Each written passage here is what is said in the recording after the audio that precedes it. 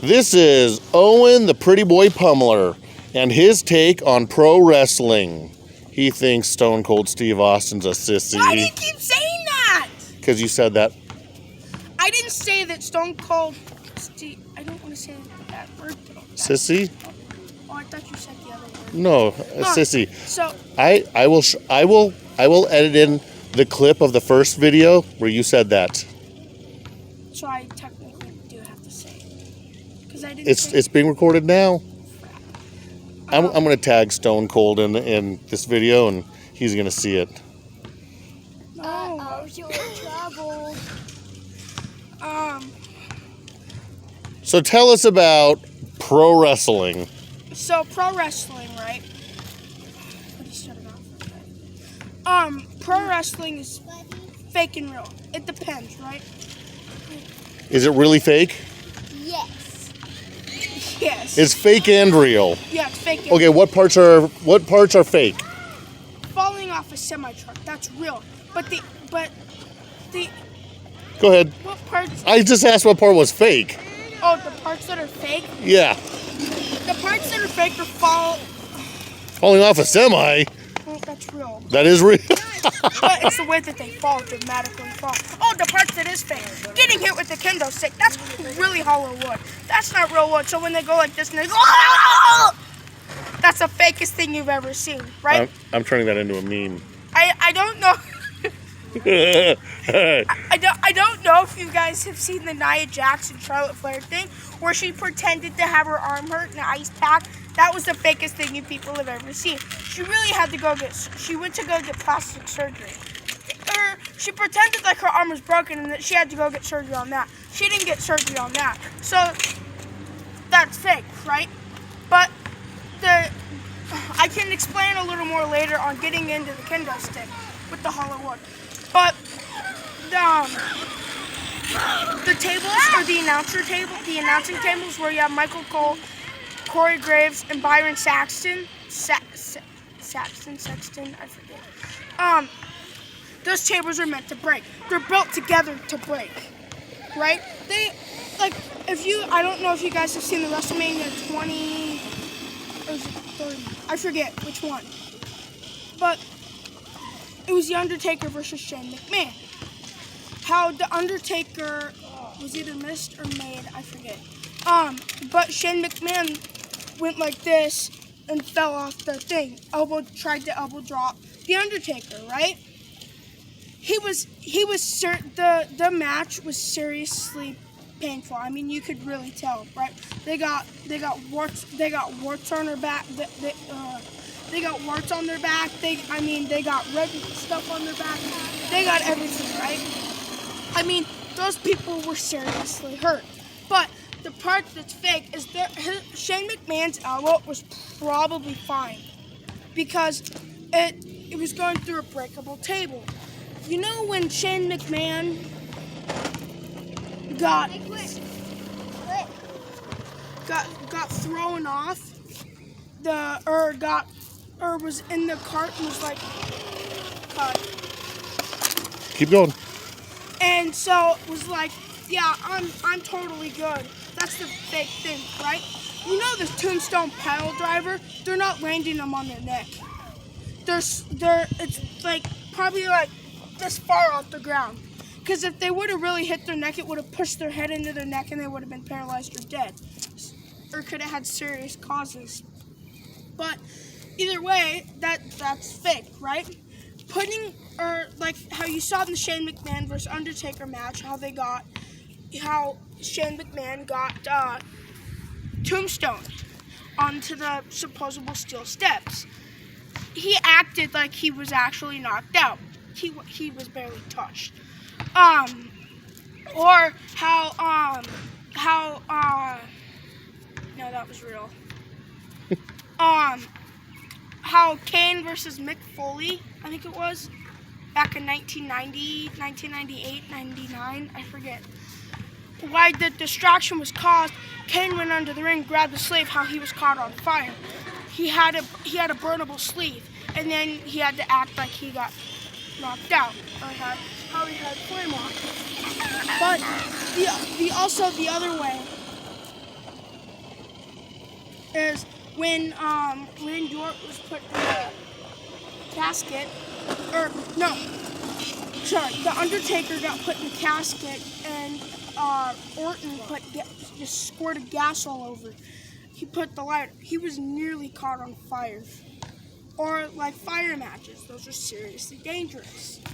How Kane does this in the ring and the things go off. They're probably real candles, but it's probably fake fire if that's a thing. I don't. Is fake fire a thing? Probably Is fake fire a thing? Yes. No? Yes. It is to me because you could just edit it. Oh, that's true. It could be CGI. Something tells me maybe it's... a thing. I don't know. Oh. I've never been to a WWE pay-per-view or event with Kane, so I really have no idea. I've been in none for all. As I used to joke my friend, my grandpa was Triple H. You know how that goes.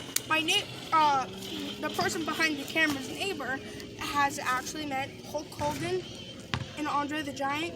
Am I correct on that? Yeah. Your dad? Your dad has met Andre the Giant and Hulk Hogan. Who's the Ultimate Warrior. So all of them. You can talk. I don't know. So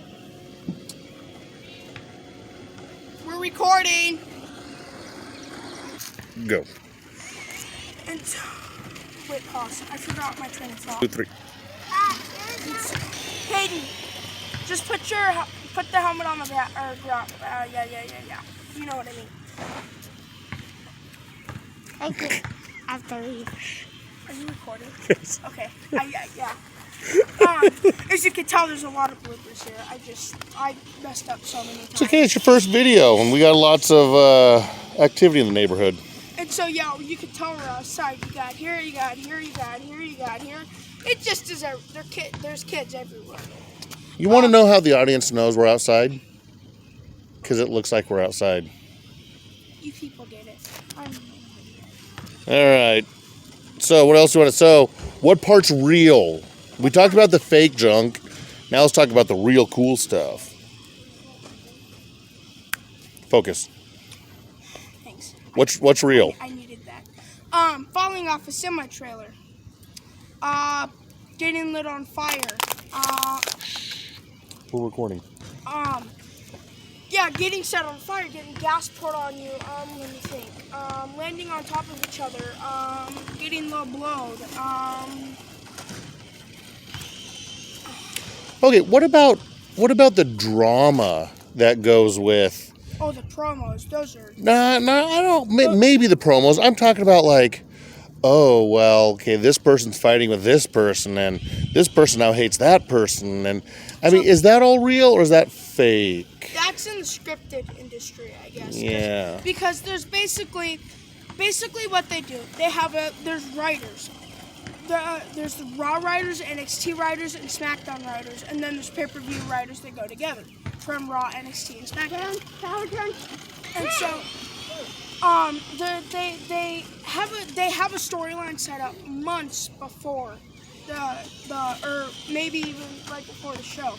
I don't know, but they have a storyline set up. Let's say Daniel Bryan versus Jey Uso, for example. I'm just using one of the recent matches because I can. Part of the neighborhood. Of course. It's okay. Let's say that Jey Uso gets drop kicked right in the face or something. That's supposed to happen. Or let's say Daniel Bryan wins, for example. That's scripted. That's in the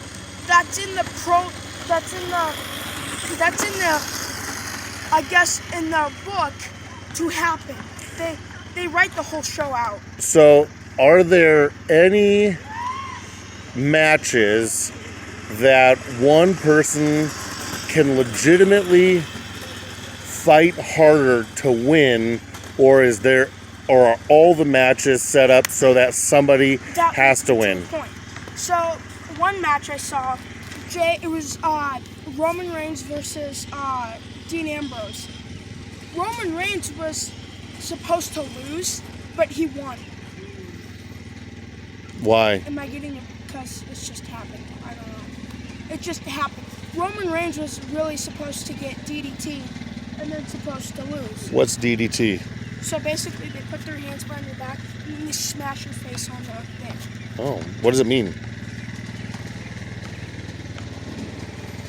Dirty driver? I'm honestly not sure. Okay. And so, he 1 minute.